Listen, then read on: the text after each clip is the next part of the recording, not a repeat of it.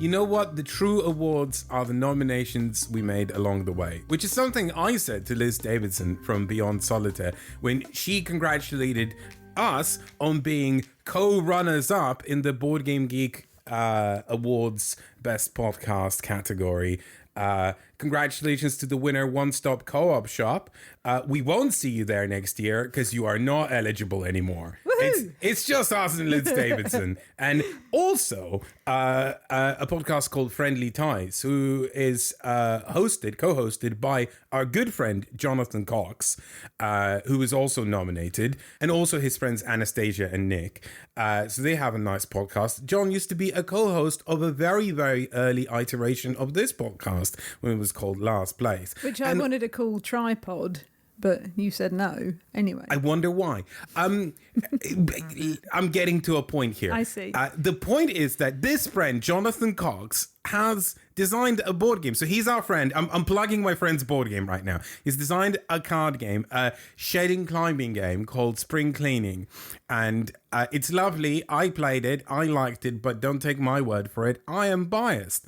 The reason I'm saying this is because you can now pre-order this game called Spring Cleaning. It's by Little Dog Games, I think, which is an imprint of New Mill, which is a publishing company that mostly focuses on little card games. I think the shipping is prohibitive anywhere outside of the United States. But you can pre-order this, and it's very adjacent to Scout. If you played Scout and liked it, this is kind of like Scout, but with John's dog on it. Yeah, it has John's dog artwork, which is always a bonus. Welcome to Talk Cardboard, a podcast about board games and everything adjacent with me, Elaine, and you. Me, Efka. On today's episode, we'll be jumping through buildings to escape the Dispatcher in Run, trying to claim the prized Haggis in Haggis, and resolving combat by chucking cubes into a tree in Harrow County, the game of Gothic conflict. We also have a bonus episode for those who are Patreon subscribers, and on that, we also have a game called Fungi, or Fungi. I'm not sure, because fungi is how you pronounce mushroom, right? Because it's like the joke, right? Like, why did the mushroom go to a party? Because he's a fungi or something yeah, like that. Right? But fungi sounds wrong because it sounds like it's fun guy. Yeah. But see, I want to say fungi, right? Mm-hmm. But is that the plural of fungi? Fungi. Well, no, fungus. Fungus, and no. Fungi, yeah. Oh, like the Incubus album, Fungus Among Us. Yes, exactly like that. And also we have a game called Kelp. So you might have noticed a little theme going on here. All of these, Elaine, are two-player games. Do you know what else I noticed about this theme? For one of the games in this episode and both games in the bonus episode, they're all things that you can have on a cooked breakfast. So you can have haggis on a cooked breakfast, you can have mushrooms on a cooked breakfast, and you can have seaweed on a cooked breakfast if you have lava bread, if you have a Welsh cooked breakfast. Is that what you have in a full Welsh? You have lava bread? Which is made of... Which in the traditional British way is an item that is boiled to death and then made into a bread. I've seen it. I don't want it. That doesn't sound appetizing. And Britain is so known for its culinary delights. Yes. Baked beans, haggis. Oh, wait, no, yeah, that is good. Yeah. Yeah. Should we talk about a game that's not at all to do with food? Run comes from publisher Fowers Games by designer Moritz Dressler with art by Ryan Goldsberry. Well, berry is a food. You're pushing this too far with the food thing. Tell us about the game. We've historically liked games published by Fowers Games in the past. We have. Quite a few of them we've really gelled with, like Paperback Adventures and now Boarding, which was our game of the year for 2018.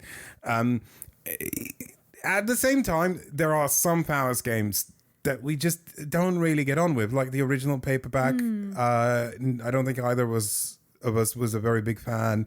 And Burgle Brothers, and more specifically Burgle Brothers 2, was a bit of a miss for us, I think. Yeah, it didn't quite have the I don't know, the tension and the fun that the other games had. Yeah, so I think this falls somewhere in the middle. I like a lot of what Run is doing. And actually, another game that we liked by Fowers Games and designed by Tim Fowers, this is not designed by Tim Fowers, was Sabotage, which was a team hidden movement game.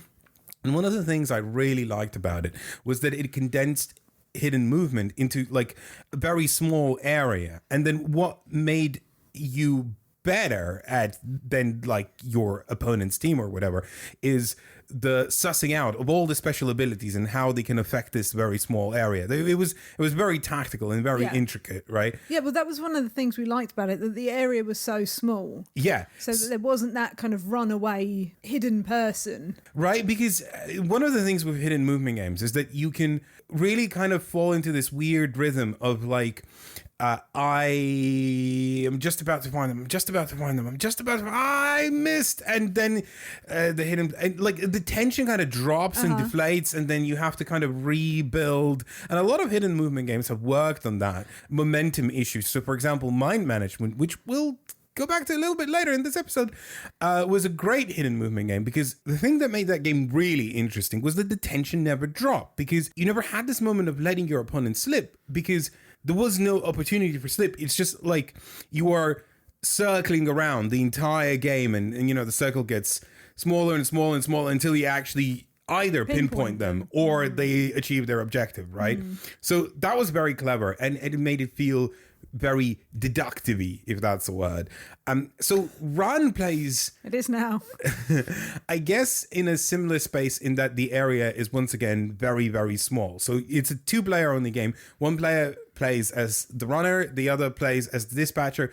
And this is, I think, thematically like a spin on another Fowers game, The Fugitive, which I also like quite a bit. But that was a more mathematical kind of card game, and this is definitely like a hidden movement game. And so as the runner, you are trying to run around this map hidden, right? So your movement is hidden, and you are trying to collect free gadgets from cash points. I think I can't remember what they're called, like drop points. Yeah, and then get to a safe zone, right? Which there are 2 on the map, so you know you have a variety of which one you go for. Unless you're me and you completely ignore one of them. Well, we'll get to the nitty gritty of tactics in a bit. And if you're playing the dispatcher, you fly around in this like cute helicopter piece, which means you can basically ignore all terrain or whatever. You're just trying to find the runner, but finding isn't enough. You have to actually hit them. So you have a couple of like weapons, like there's a stun gun or something else, like not a flashbang, sonic boom or whatever it is, right? Yeah. So if you hit them once, that's half of your objective. If you hit them again, you win the game, right? So where it gets really clever and cool is how the runner takes their actions. And there's this really nifty system where you have these buttons, basically, which are like these physical buttons, which are like arrow keys, right? And so you have one for each orthogonal direction, one for each diagonal direction, and then one for each orthogonal direction, but it's a sprint. So it means you can move in any distance that you like, as long as you don't straight on, and you don't hit some sort of an obstacle, right? So that's neat. But the other thing that's neat is that when you use one of these buttons, you have to physically remove it from your board, which is hidden, and then put it in this visible area. And if you're moving silently, which is any of the small moves, not the sprints, you put it face down, and it's just like this question mark. So the dispatcher has no idea, or you think has no idea where you've moved. And then if you are sprinting, you have to put it open, and it's loud. So like the dispatcher can see exactly which direction you moved, right?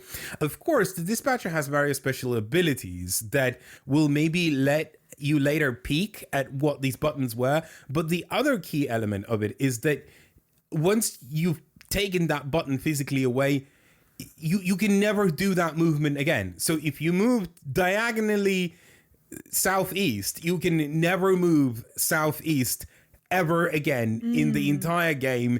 That's it. So you have to very carefully plan out your route while simultaneously not getting caught. Now, the dispatcher, on the other hand, they can move on their turn once orthogonally as far as they like. So either on a column or a row, as far as they want to, and then wherever they land, they have like 5 different actions they can perform. They can scan a row, scan a column, which is like, oh, are you anywhere in this column? And then the runner says yes or no, right? Or like if you think you know where they are, you can be like stun gun A5, and the A5 has to be in a column or a row that you are already in. And like if they're in A5, then like haha, I got them. And if they're not, like no, right? But anytime you miss, you get to draw this like backup card, right?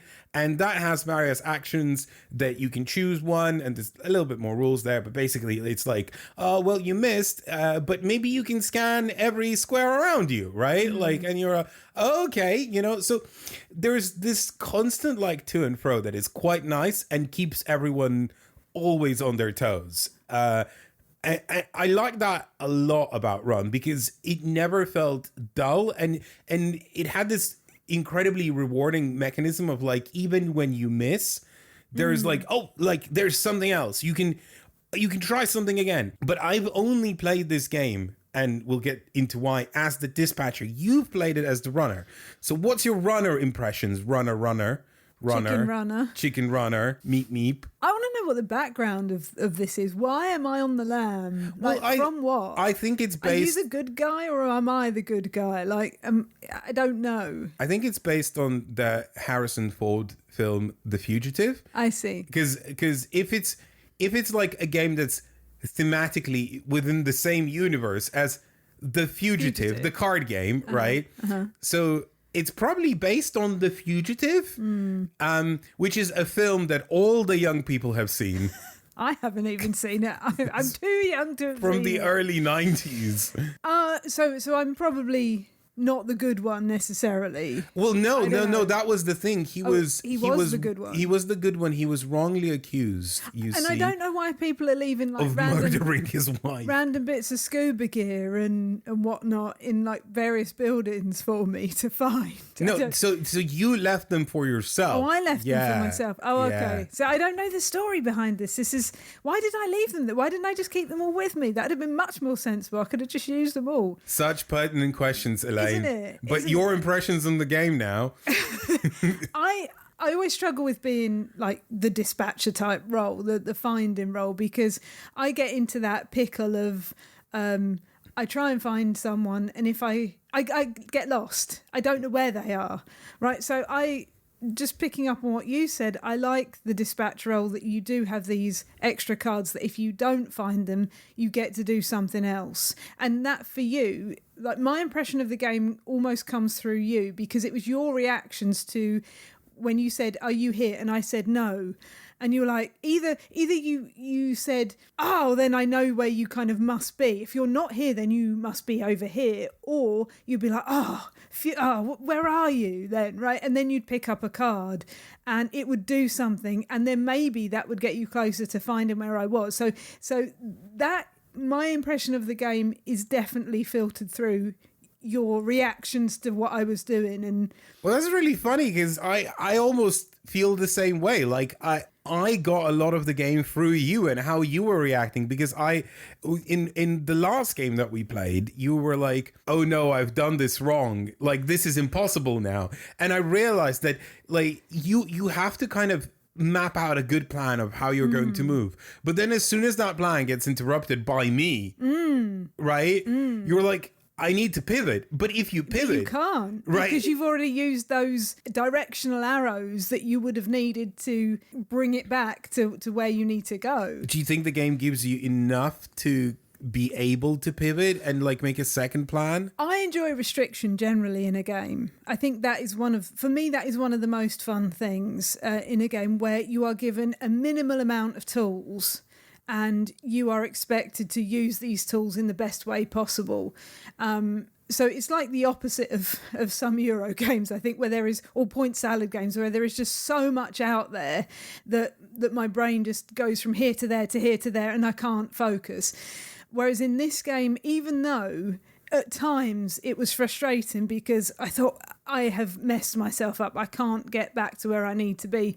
There was always something that I could do. I never felt like I had to concede the game because I definitely was, stuck in a corner or whatever. Because I thought, okay, well, if I get here and I can get this gadget, maybe that will help me do something else. And it did, because I got myself stuck and then managed to get, because you found where I was, so I had to do something else. Then I thought, well, if I get this gadget, what will it do? Got the gadget, which also kind of messed you up a little bit, I think, because you got confused as to where I'd gone. Used the gadget, and that messed you up even further. So, and I felt like I'd clawed it back a little bit by that point. But I didn't in the end, because I ended up again cornering myself and losing the game. But it was really close. And you're right, there is never that feeling of the runaway. Ironically, from what the game is called, right? But there is never the feeling of, I literally cannot do anything to pull this back. I never felt like that, and I don't think you did either. No, I didn't, but I did almost not like this game. And there is something that we need to say about how this game is structured that we've sort of been evading for now, that in some plays made me feel like it boiled down the essence of hidden movement so much that often, as the dispatcher, I would run into situations where, well, it's 50-50, right? And that 50-50 guess is not fun because there's a lot of information that you get in this game as the dispatcher, because every move that you've made in the past that was visible to me, or that I've made visible via these backup plan cards, further kind of inform me on what moves you have left. And then from that, I can deduce, like, and based on where you are, you also have some movement restrictions because there are like these buildings. So buildings create like a second layer, and you can only move onto buildings via ladders, whereas you can move off of them or whatever. You can also obviously not move off the edge of the board, right? So like if you are next to the edge of the board and you have only like 2 orthogonal movements left, and one of them goes left and the other one goes right, I know that if it was an orthogonal movement, you didn't use left because left is the edge of the board, so you can eliminate you can eliminate a lot of stuff that way. But sometimes it is like a 50-50 guess, and you could literally be going either that way or that way. And, you can't even deduce it from like, well, what are your intentions? Because, well, there are 2 exits. So you could have gone for that exit or that exit, right? And at that point, you're like, well, I just have to guess. And that's never fun, right? But you also do know what my goals are. You know where I start, right? Because you do, and you know that I need to get these gadgets in order to win the game. So you know what there are only 4 gadgets on the board and I need to get 3 of them. So roughly, you don't know my exact route to get them, but you know that I'm going to have to at some point go here and here and here. Yeah, and like I said, sometimes the game really boils down to that very clever kind of working out and puzzling out. But there are moments of that sort of 50-50, and the game hinges on that. Is that what you didn't like? Yeah, that's what I didn't like. But I noticed that those moments happen a lot less in more complicated maps, right? So how do you play on the more complicated maps? Well, this is where the game gets a little bit funny. So there is a rank system in this game, and every time you win as a dispatcher or a runner, you go up on like a ranking score that the game provides you a sheet to keep track of. So the first time you win, you go from rank 1 to rank 2. Then, you need like a couple of wins to go from rank 3 to rank 4 and so on and on, right? And each time you go up in rank, you effectively have rules that aid you removed from the game. So for example, as the dispatcher, you start with a couple of police cards on the board that are placed on a couple of gadgets. So whenever the runner moves into that gadget, you're like, oh no, the police card alerts me that the runner was here. Cool, okay. And then as soon as you hit rank 2, those police cards are removed. You no longer have that thing available to you for the rest of time that you will play this game, right? But you do unlock more complexity. You unlock all these like cool maps that you need to get that you can use when at least everyone is rank 3, right? And rank 3 is considered the base game, but you have to play theoretically 5 games of run until you can get to rank 3, until both players get to rank 3. But it could be more if one player keeps winning and the other one keeps losing, right? So there's this onboarding process where the game tries to teach you all like its intricacies and strategies. And I'm not saying that that's not important, because it is, right?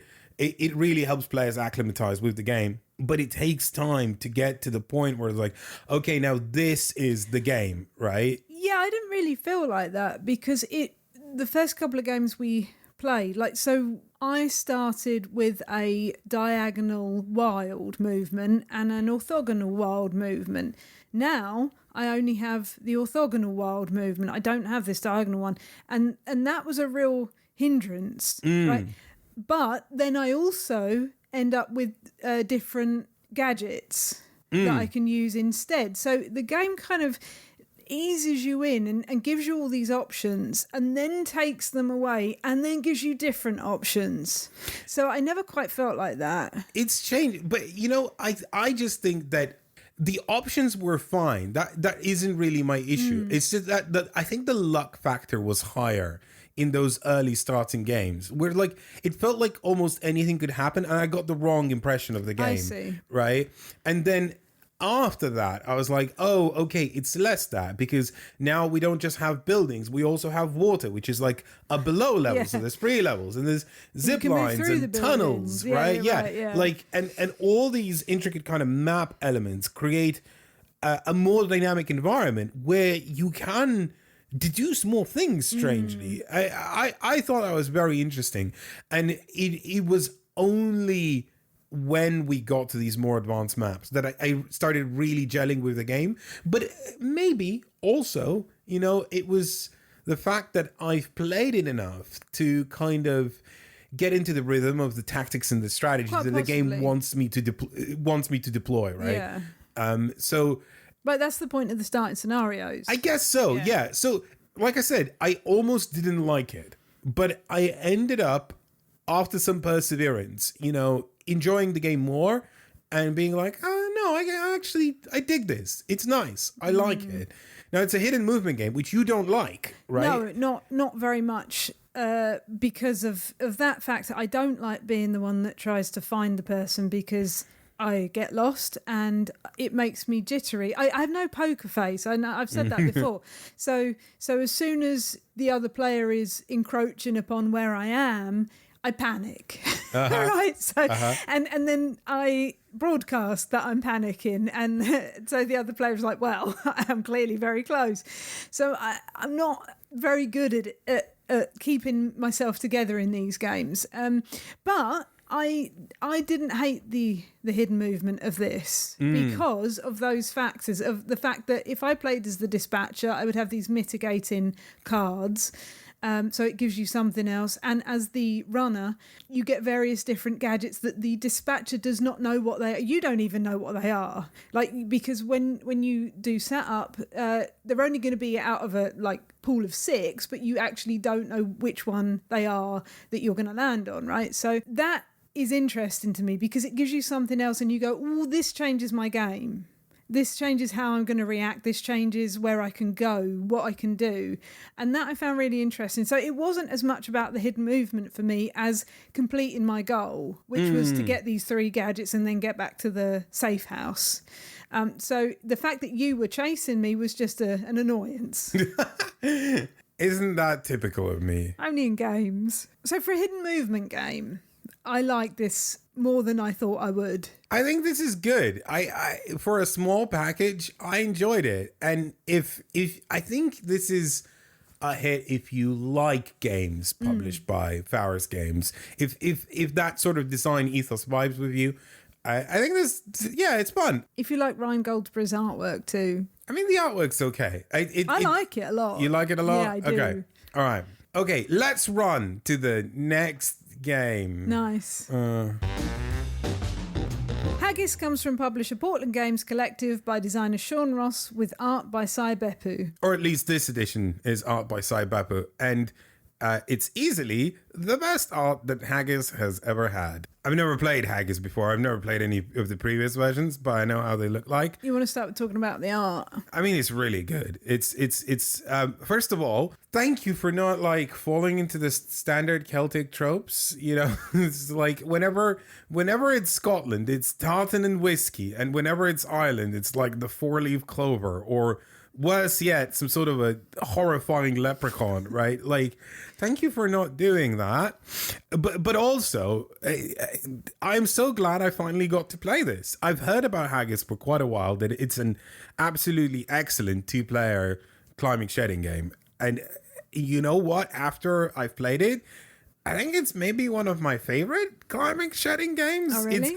I think it's like scout level good, right? I think it's that good. And I'm kind of sad that I never played it before, because unlike many climbing shedding games that have been published recently that I've played, you know, this feels so old school. This feels like something I would have been playing, you know, like with my granddad on the porch. I never really knew any of my granddads, but like that's the sort of like thing. Any old man on the porch. Any old, yeah, would have in Soviet times, you know, like with like a regular 52 standard pack of cards, you know, that kind of thing. I said it was like a pub game, yeah. Yeah. So I agree. But it feels so compelling. It's such an interesting game. So like many climbing shedding games, you are trying to play things that will prevent your opponent from playing cards from their hands. So for example, let's say I have 2 2s in my hand. So if I play those 2 2s, you can then follow and play yours from your hand, but you can't play 2 2s now. You have to play 2 3s or 2 4s or 2 5s or 2 6s, but you play 2 6s. Now I can play 2 8s and you can play 2 10s, and there's nothing above 10. So I'm like, you win the trick, and then you get to go again, right? And the first person to get rid of cards in their hand, you know, sheds out and wins the round, right? So that's a basic premise of climbing shedding games, right? And there's a lot of different like combinations of cards that you can play here. So you can, for example, if you play 2 2s, they have to be from 2 different sets, suits, not sets. Sorry, I'm confusing my terminology here. It's easy to do in trick taking games. If you play sequences like 2 3 4 or 6 7 8 9, they have to be from the same suit, right? There's also something called stairs, which is like 6 7 6 7, and then maybe another 6 7 if you want, but the 6 7 has to be from one suit, then the other 6 7 has to be from a different suit, and then the other 6 7 has to be from a different suit, and so on. So those are like, and also you can just play a single if you want to, so then you're fighting over singles. So someone plays a 2, someone plays a 3, someone plays a 7, someone plays a 10, and so on. But there is a little wrinkle here that makes Haggis very interesting. So whoever wins the trick takes all the cards that were played from the trick and puts them in the score pile, which is nice. Hurrah, right? Now, some cards in the score pile don't do anything. It's only 3s, 5s, 7s, and 9s that score you 1 point at the end of the round for each 3, 5, 7, and 9 that you possess. You also have, every round, you have 1 jack, 1 queen, 1 king, and they have their own values printed on them, which are usually more than like 1 point. It's 2, 3, or like 5 or something like that, right? And they serve as sort of like wilds. They can become almost anything, and they're not in your hand. They're just on the table. And at any time, you can just incorporate them into your hand, and suddenly, like, I didn't have a 10. Now I do. Hurrah. Or it can even be like an 11, technically, because, you know, if someone played a 9, 10, you can be like 10 jack, and that's higher, right? And then someone can go jack queen, which is not higher, because what they've just done is they played a bomb. And so the bomb, there's various combinations for bombs. There's like 6 different combinations for bombs. So you can play like jack queen, jack king, queen king queen, jack king queen. You can play 3 5 7s of the same suit, or like 3 5 7 sorry, 3579 of the same suit, or 3579 all different suits, right? So these are the bombs, right? And when you play one of those, you automatically win the trick. Yes. However, no, you don't automatically win the trick. If someone plays a higher bomb after that, they will win the trick. Well, okay. I am sorry. I wasn't aware of that. That seems like another wrinkle on the thing. But this game is very wrinkly. Yeah, just like a haggis. But if you win the trick with a bomb that you just done, so it trumps anything that you played before. It doesn't matter what was there. You can just play one of these. You're trumping the suit, right? But if you play the bomb, the score pile goes to your opponent. And the very clever thing here is that all the cards that compose the bomb, every single one of them, are point scoring cards. So you've just given away a bunch of points to your opponent. And that is just such a wild spin that keeps the game always fresh. Now, on top of that, at the beginning of the round, you also bet you can, like, whether you're going to win the round or not, right? And you can bet anywhere from 5 to 30. This is like 5, 15, or 30. Like a baby bet. Yeah. Little bet and a big bet. Or something. Yeah. So if you win the round, you just get the 30 points. If you don't win the round, your opponent gets the 30 points. If you bet 30, So there's another wrinkle here, because if you bet 30 and you really don't want to lose the trick, you might give your opponent the points that you just played, because otherwise you're giving them 30. It is so soul crushing in just the best way, because it's never easy.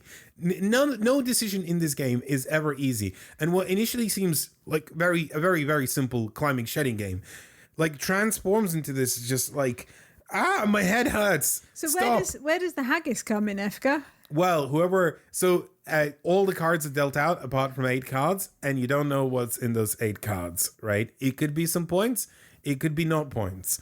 And then if you win the round, you also get the haggis and whatever cards are in there. Additionally, this is a cool rule, the more cards are left in your opponent's hands when you win the round. Every card is multiplied by 5, and you get that many points as well for winning the round. And if they made a bet as well and they didn't win, right? Round, yeah, you get win those points as well. So winning the round is pretty neat, but also, like, sometimes maybe you just know you can't win the round, so you want to take the point. It's very interesting, and what makes it really old fashioned, in my opinion, is the fact that there is no end game. You just decide either a point total for a person to reach, and then they win, or the number of rounds you're going to play. And that's kind of it. That's Haggis, really, in a nutshell. And I love it. Yeah, we had a really close game. It was a real to and fro, because we played over 8 rounds. We decided to play over 8 rounds, and you were doing much better at the beginning, and then I brought it back, and then you squeaked it right at the end in the 8th round. Yeah, it was so close. The first 3 hands I won, and then the 4th hand you won so handily. You got, because we were still getting familiar with the game, you got more points than I did in the previous 3 rounds before that. And I'm like, uh-oh. And then you kept winning. And I'm like, no. But then you made a good couple of bets towards the end of the game, which got you a lot of points, because I also made a bet. And so you got my points from the bet. And we only played Haggis, which is the 2-player version, I guess, because there is also a 3 and a 4 player. There's Haggis and Neeps and Haggis and Tatis. That's the other name. I don't know why the bets don't have more Scottish names, like a wee bet or a peedy bet or whatever. Why they're just called baby and small. I know, they didn't commit to the theme, did they? No, not really. Which is very... There's nothing haggis about this. Like, not really. No. I just think it's the fun of saying I won the haggis. Maybe. And we do have haggis in the fridge, so you could literally win I am a haggis. great appreciator of haggis. I have had haggis in Glasgow. I've had haggis in Inverness. I've had haggis in Aberdeen. I had haggis in Kirkwall, which is in Orkney. Did you do a little haggis tour of Scotland? I've had haggis in Perth. You know, I've had haggis in many places in Scotland. And I am eager to try haggis from more different places in Scotland. If you're Scottish, please write in what place makes the best haggis. And don't just say where you live, right? Be objective about this. Let me know where the best haggis is. Or if you live in a place that also has haggis for whatever reason, like it has a Scottish community that has their own haggis. Don't write in. I want to know. I want to know.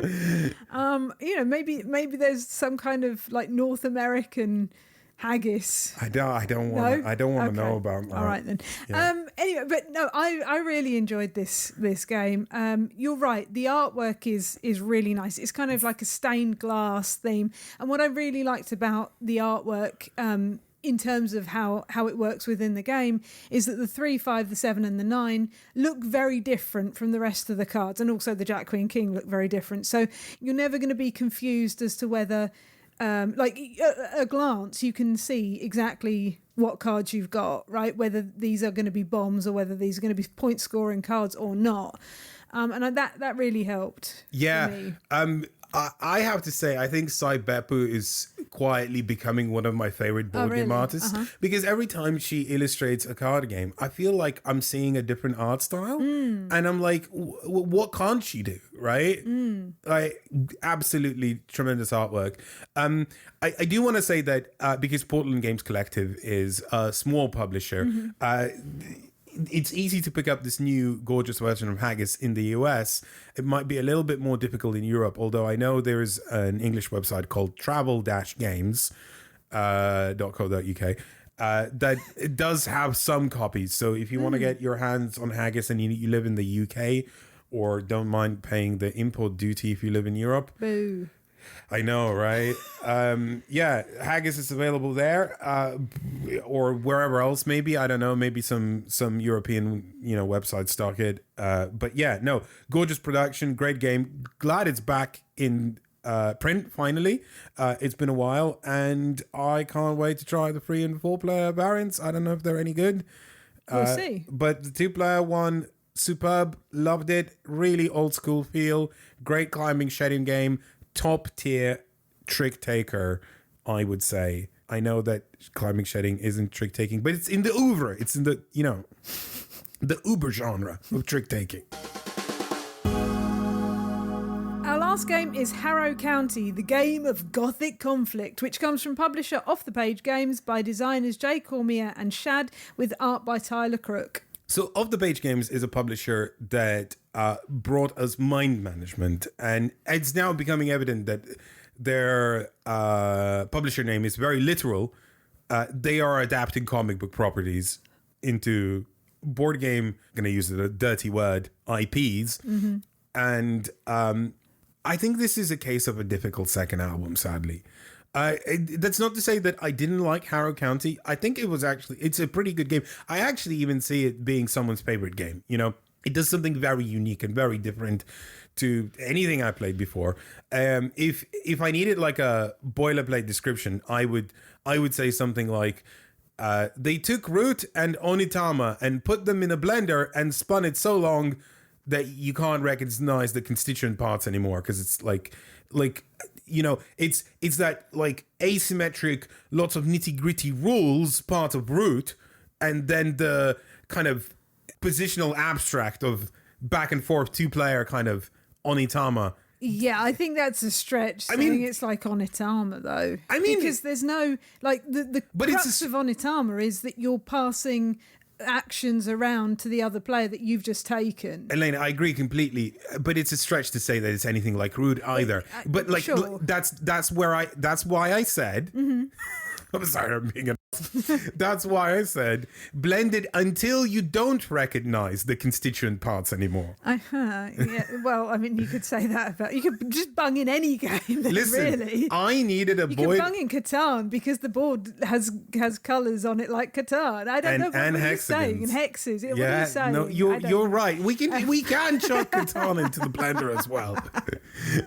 I needed some sort of a boilerplate kind of base description that we can spring off from, right? Because You're right. It's not like anything. And the other like thing either about of those. this is that it changes from game to game. The thing that makes me immediately apprehensive about this is that, unlike mind management, Harrow County is not at all as succinct a pitch, right? Because like I said, I just had to kind of give this weird description that doesn't really do the game any justice or describes it well, right? To kind of even get to the essence of it. Mind management, thematically and conceptually, was very simple. It's like, it's a hidden movement game. You're trying to, root out the psychic espionage spies or whatever. And it's a hidden movement game. I get that, right? I get how it relates thematically to the comic book, right? And what you're doing in the game. This is almost unscrutable in terms of like what it is and what it does and how to describe it. But on top of that, I just don't think it translates the idea of the comic well. And I say that as someone who has not read the comic. Who's not read the comic. But my point is that I've not read Mind Management either. I'm familiar with both of these because I used to work at a comic book shop a long time ago. So I know what these are and I know what they're sort of vaguely about. But with Mind Management, I'm immediately like, oh, okay, cool. I see how this is inspired by the comic book because the production and everything, right? Like the production of Mind Management was absolutely stellar, right? It was, these little like details on the box where you had to use the red lens to see what the writing is, and like there's all these cryptic messages everywhere, and it's like this conspiracy pill driven weird thing that doesn't like sit well, and it's, I don't know, disquieting and uncomfortable, and it immediately pops. All right, Harrow County is a lot cleaner. It's in some ways, it's just like the art from the comic book, and then there's the whole box is a cube tower, but we'll get to that. It has a tree on the box. I presume the tree is very relevant to the story, and then you drop the cubes in the box and it comes out the hole of the box and it's a tree. Okay, it just, I don't know, there's nothing about that makes me go, wow, this really reflects the zest of this comic book in a way that Mind Management did. Do you know what I mean? Like, it's not bad because the artwork is great, right? And it's clearly doing the art and the aesthetics justice, right? But conceptually, I'm immediately like, what is this thing? What are we doing here? We're like moving like pawns about on a hexagonal grid, and and it's an abstract game, and everyone has slightly different rules, and there's the brambles, and you can score points from the brambles, but also you need to lead the townsfolk or destroy the buildings, and there's storm tokens, and like it gets muddy.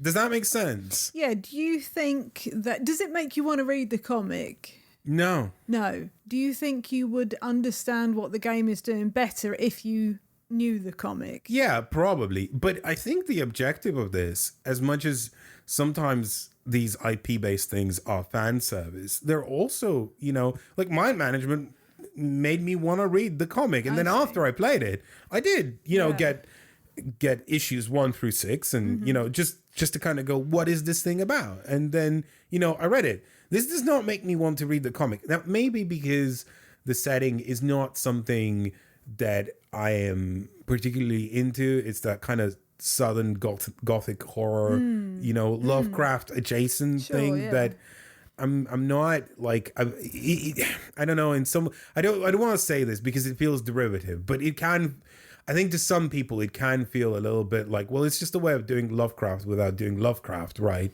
I understand, yeah. But I mean, yeah, you're right. That is a bit derivative because Lovecraft is just one person. There's a whole bunch of gothic horror without him, coming into the equation. So yeah, no, I didn't really get that feeling from it. And like, I understand the concept of it, that there are two, there is people that live there in the village that have been charged as witches or something, and then the family come in, which were you, which I also think are from the village, to try and destroy. It's the like village. various factions in the village. Some don't want it to be around. I guess so. And some want it to be around, and it's unclear who's the good or the bad guys. Well, yeah, I suppose so. I suppose you can look at it like that. I looked at myself as the good guys, though. What a surprise! Trying to save the village and save the villagers from the witch hunt. That's kind of it. Yeah, I did look at it like that.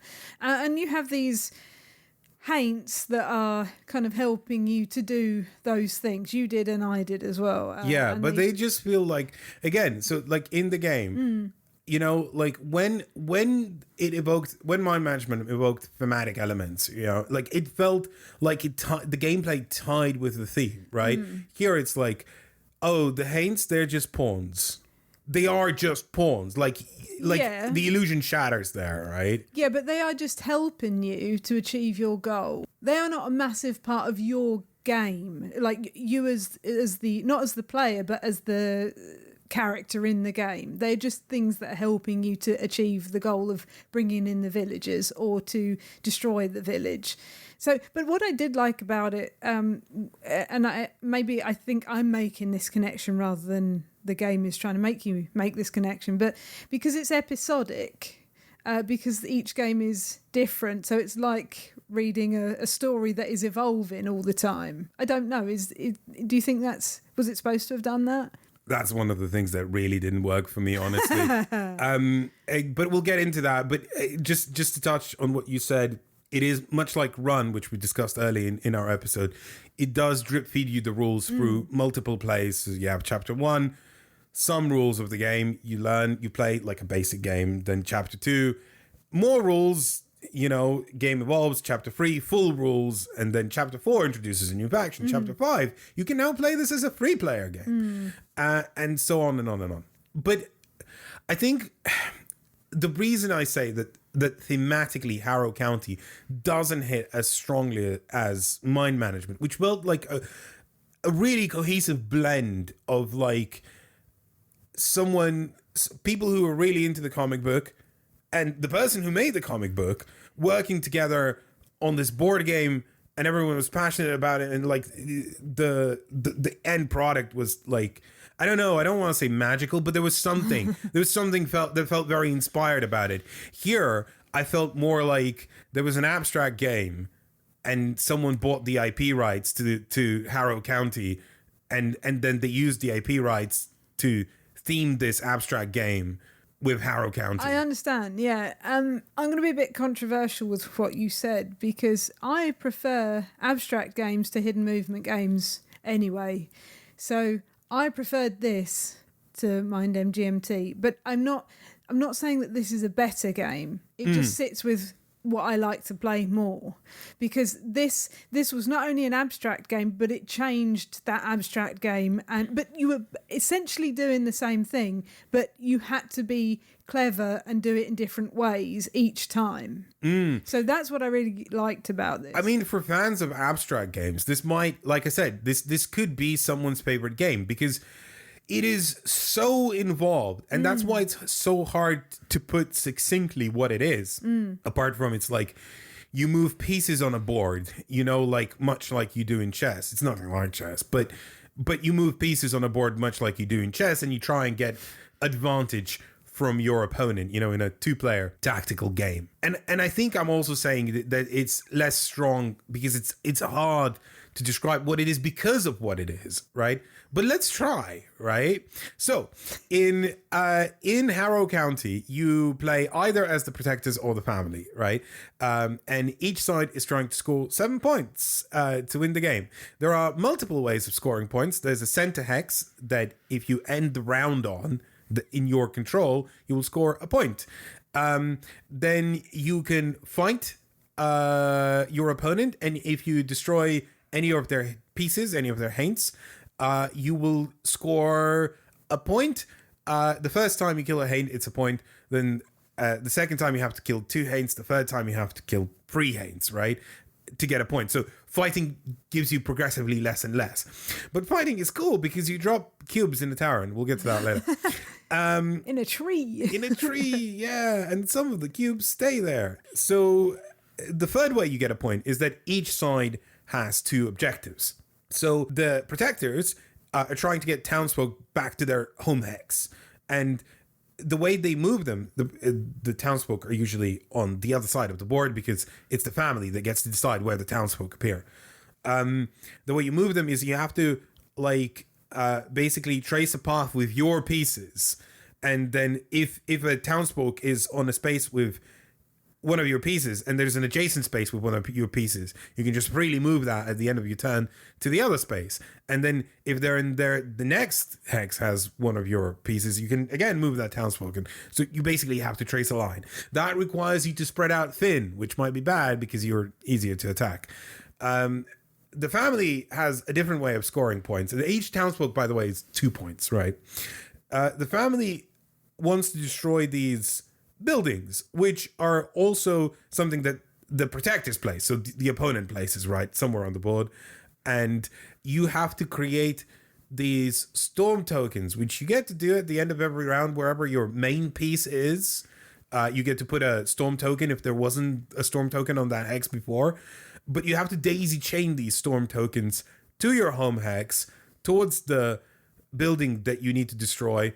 I don't know why. Like, why isn't a storm just enough to destroy the... Like, thematically, that doesn't make any sense to me. But mechanically, I understand it. It's like you place a bunch of tokens in a line, right? And then you get to place one at the end of the turn, wherever your legend is. But also, there's other ways you can place them. So if you move clever and whatever, you can create a lot of these storm tokens and create a daisy chain, destroy buildings, 2 points per each.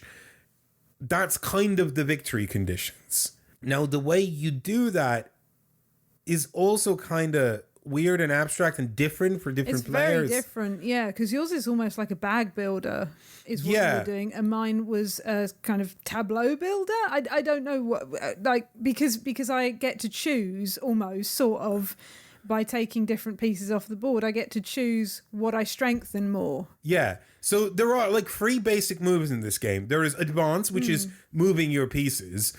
Then there is strengthen, which is putting more cubes into the pool of cubes that you're going to chuck into the tree tower and then, win fights or whatever. And then there's spawn, which puts more pieces on the board, right? So these are the 3 basic moves. The way I do them is that I pull out these tokens from a bag, and then I get to return some, and then whatever I keep, each token depicts the action that I can do. But there are more of these tokens scattered on the board, and then if I end my turn with pieces on these tokens, I get to pull them in and put them in my bag. But also I can spend these tokens from the bag, manipulating what the bag is, to draw more tokens from the bag and keep more tokens from the bag, and so on and on and on. Yours, on the other hand, that you played the protectors, whenever you pick up these tokens from the board, you just put them on your tableau. But you only get to do one of these actions. You can't mix and match like I do, right? No, unless you're doing the wild action. Which is another way of doing the 3 basic actions. Yeah. Then there's another thing that lets you activate your legend special ability and kind of your faction special ability, which could be different between games. And then finally there's the fighting. And the fighting is easiest to explain because you take all the cubes that are in the battle zone and then you chuck them into the tree. Some of them will stay in the tree. They will get stuck temporarily. It's a mystery as to how it works. Some of them will come out. It's not a mystery. We looked into the hole, and it's like a chimney where it has like shelves at different points, and it has like what looks like a waffle in it with holes in it. So some of them fall through and some of them don't. It's true. I wanted to keep it mysterious. I didn't want to break the illusion there, but I felt I had to because it's not magic. It's magic. Anyway. Okay, it's magic. Ignore all of what I just said. It's magic. Yeah, so you chuck cubes, and then if you get more cubes than the other person, you get to spend the cubes that are left over. Which is kind of cool because it's like, I can spend these cubes and I'll destroy your pawns and I'll get points maybe. but now I have less cubes, so I'm weaker in combat. So there's always like these trade-offs. Whenever you move, it's like, if I just spread out, oh, that's cool, because I can grab more of these tokens and build up better, right? And achieve my objectives easier. But then I'm like more susceptible to losing fights, because if you attack a space that has less pawns than your space, you get like an extra cube. Right. You know, yeah, there's right. advantages. But maybe I chuck in a bunch of cubes into the battle zone, and then I have like a more robust defensive system, effectively. So it doesn't matter that I'm spread out. But yeah, there's like all these twos and fros. And also because you need 2 pawns or 3 pawns, you don't just get a point per pawn each time. Like that makes you want to spread out a bit more, because sometimes it's worth it, because if you're trying to make this chain from the villager to home, maybe it's worth it for you to risk a couple of pawns on the board to get it home quicker. I'm sure everything we're describing sounds like gobbledygook. Probably, yeah. To most people. Yeah, but probably. I think that's my criticism of the game. Like, if you get into this, right? Like, there's like so many interesting tactical crunchy decisions, right? But it does feel like gobbledygook, right? And I think that's my biggest problem with the game. And the reason that I'm not fully sold on it, like, because I could see the tactical depth and I was like, oh, this is interesting and crunchy and weird, right? Like, there's a lot of interesting play spaces, but they feel all kind of pulled away in different directions. The game like tries to do so much at all times. And there's this rule and that rule and that rule and that rule. It feels like, I guess it feels a bit like if Cole Worley designed like an abstract game. Does that make sense? Like if Cole Worley designed chess, Cole Worley's chess, right? That's what it feels like to me. Yeah, but I didn't hate that about it. I didn't hate that there were 5,000 different things. But, and this is where I think I'm really struggling with the game. Yeah. The rule book. Yeah, okay, fair. Right? Fair. It is almost inscrutable, right? And I say that with all the love in the world, right? But Mind Management had issues with the rulebook. I think this is, they doubled down on that. They tripled down on that. First of all, and I understand why they did it, like Ron, they split it into 3 chapters. So you learn some of the rules, then you learn more of the rules, then you learn more of the rules. So all the rules are spread out between these 3 separate bits of rules, 3 separate different bits of setup and all of that, right? And then you get to like setup number 3. Well, it's like setup number 2, but also this, right? So there's no one cohesive place where everything is contained. Yeah, well, that's always annoying. These are the rules in the game. There's no index either. And a lot of the rules use very specific language, but then sometimes the game abandons that language, right? And terminology gets muddled. Yeah, and I agree. There's so much that's unclear. And because of that lack of clarity, like the FAQ is just, there is an FAQ, by the way, and it's like this just Excel doc, right? That is massive. And you can tell that it's massive because after reading that rule book, I had so many questions. And I had to go to BGG and, like the standard stuff where you read the rules forms and stuff like that.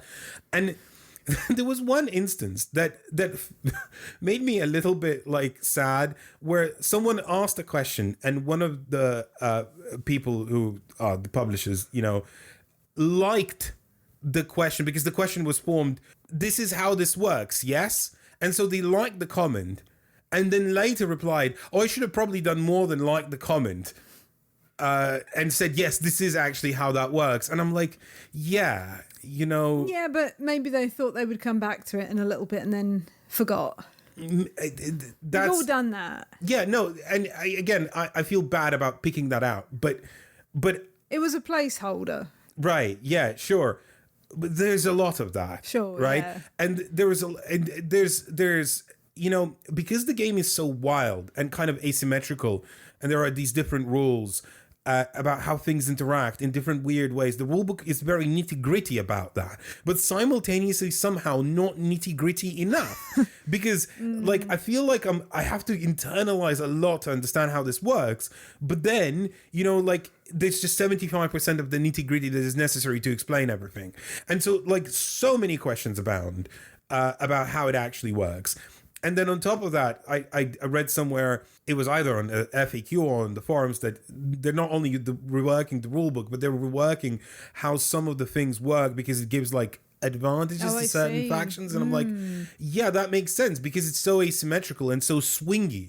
Because the game often feels like I shouldn't be allowed to do this. What I've just done feels completely broken, but then your opponent counters that with something they do that's completely broken. Swingy, yeah. So it's very swingy in all directions, right? Like there's this example of the path tokens, which the protectors get to place, which basically wherever you place a path token, it reduces the movement cost for everyone by 1, meaning that if you're adjacent to that, you can just move to it for free at any point as long as it's your turn, right? But you can place path tokens and remove path tokens and move freely between them on the same turn. And that feels like you can just like create all kinds of, mazes of like movement where you can go, and now here, and now I remove this, and then I place this, and then I move here. Like there's a lot of ways you can abuse this system, and that's fun and that's cool, right? But when the rulebook is so obfuscated, I don't feel confident in the game. Does that make sense? Yes, it does. I don't think that I experienced that in the same way as you, because I didn't read the rule book. You just told me this is this. But I did get the impression that it was like from trying to look up things in the rule book. I got the impression like, when you have like a legacy game or a campaign game where they don't want you to know the next bit, so they can't put like a proper index or something, because then it would reveal secrets. It was almost like that it was kind of keeping things away from you, making you find this information in the specific bit in the chapter that you're playing. So that was hard to kind of reference things because there were things that although it's not like hidden movement or whatever, there were things that I didn't want to ask you, how does this work? Because it would have given away exactly what my plan was. And I found it harder to find myself than I would have appreciated it being. There's a symbol on my player board, and I still don't know what it does. I know. Yeah, that first symbol. Yeah, on the family player board, there's a symbol that denotes one of the 3 possible icons on the tokens that you draw. Theoretically, it shouldn't matter what those icons are on the tokens that you draw, but there's that one there. Why is it there? Why is it there? What is it doing? Like, why is that symbol there? Especially, there's a rules video that has prototype components. That symbol isn't there on the prototype. So they've added it in. So it must have for a reason. But I don't know why. And I can't find it anywhere. And I'm sure I'll discover it like the more I play, because there is that whole chapter thing. But the other thing that I think frustrates me about the whole chapter segmentation, and it's like this 3 chapters. If I wanted to teach someone this game, I would have to start from chapter 1. I couldn't in good conscience be like, no, I'll just drop you into the full game now. Too much. There really is too much. But like you said, it could really be someone's favourite game. And I think you could get really clever at this game. I think you could feel clever playing this game. You can make lots of interesting moves and do different counters to what the other player has done, and they've done this, but I've got this card up my sleeve that that means I can do this. So there's a lot of different things that you could do, and I don't think I'm that person, but I think someone is that person. I didn't not enjoy it. I enjoyed playing the game with you, but I don't think it's going to be a game that I want to just pop out all the time. No, it's difficult. It's difficult to introduce. It's very own specific thing. I think if you want to love this, you will love this. And I could see if we didn't play for a long time and then came back to it, we would have to relearn everything all over again. Yeah. So, which would be difficult. Because if we played it again, after like half a year or whatever, I'd be like, yeah, we just probably want to play chapter 3, right? Onwards. Yeah. But I'd be like, I have to read chapter 1 and chapter 2 and chapter 3 to get all the condensed rules.